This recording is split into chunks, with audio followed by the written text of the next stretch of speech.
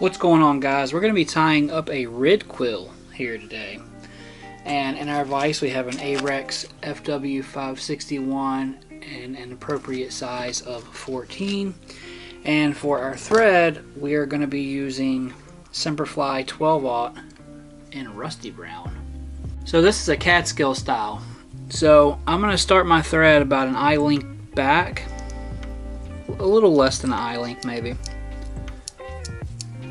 I'm going to snip this away.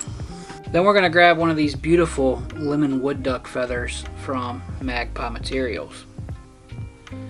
And I'm going to cut the tip out of this.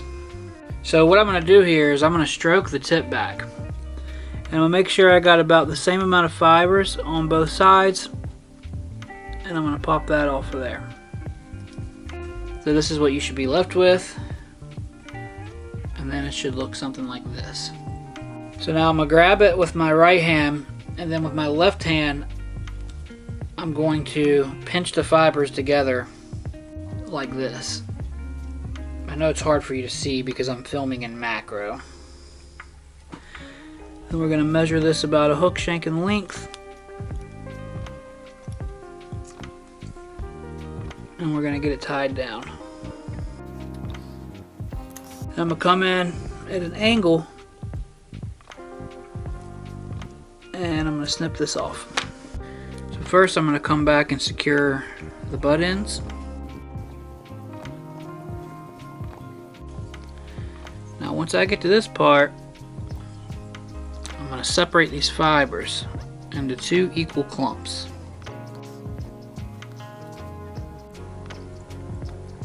So now from this point I'm going to make some figure eights.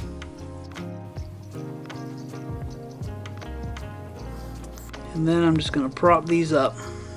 Now I'm going to grab a medium or dark dun cape.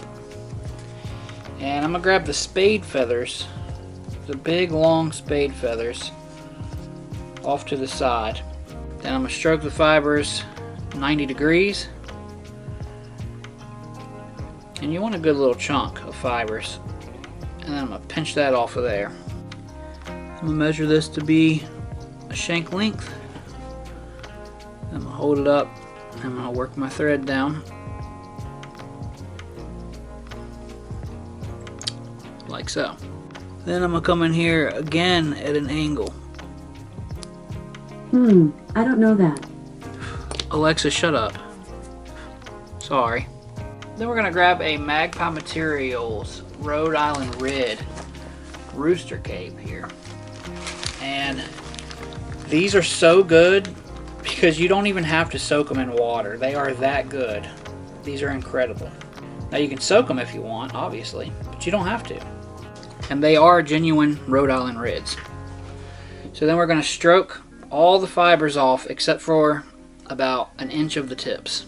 So we're just going to take the fibers off all the way down, and you should be left with just a tiny little tip. We're going to snip that away. From this point, I want to make sure that my body is nice and smooth. And I'm going to tie in this quill.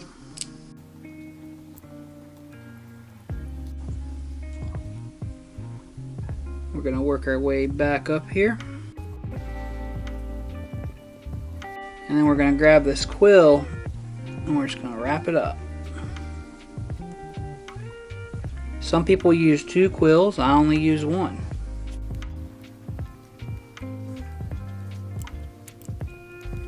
Once I get to this point, I am going to grab it with my Hackle pliers.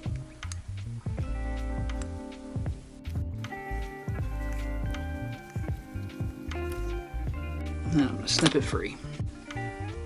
Now, the reason I snipped it long is because I'm going to tie this all the way up. Now I'm going to come in with some really thin UV resin, or you can use varnish or whatever you want. We're just going to cover this up. I know Catskill tires don't use UV resin, at least I don't think they do. And they'd probably be mad at me for doing so, but you know, I'm not a Catskill tire, I'm just trying to tie a fun fly here. So I'm going to go ahead and tie in my feather here. Now typically you would tie in 2 feathers for this. But this is so heavily barbed. The barb count on this hackle is incredible. So I definitely don't want to overkill it. So now we're just going to wrap this up.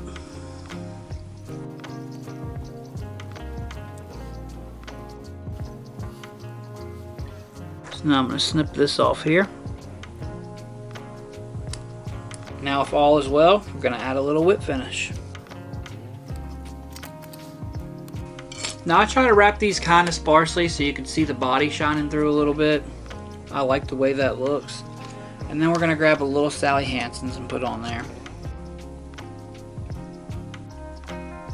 So yeah, I'm sure I'll get ripped apart on this one, but yeah, there it is. The Red Quill. Catch you in the next one.